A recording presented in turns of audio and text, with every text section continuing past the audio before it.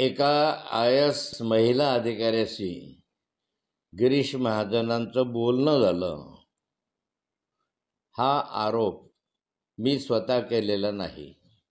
हा आरोप गगनभेदीचे अनिल थत्ते यांनी केलेला आहे आणि त्यांनी त्यामध्ये अमित शहांचा उल्लेख केलेला आहे की अमित शहांकडे या संदर्भामध्ये CDR उपलब्ध आहे असं त्यांनी सांगितलं.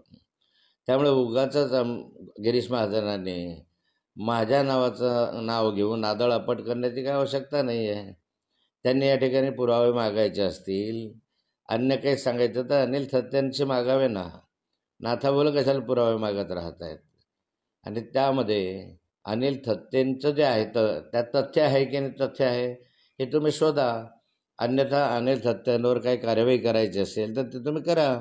उगाच नाथाभाऊचं नाव कशाला घेता. नाथाभाऊनं कधी तुमच्यावर ॲलिगेशन या संदर्भामधले केले नाही की IAS अधिकाऱ्याच्या बरोबर तुमचं बोलणं झालं आहे असं कुठलाही मी केलं नाही. तो अनिल थत्तेंच्या त्या चॅनलचा हवाला देऊन मी बोललो होतो.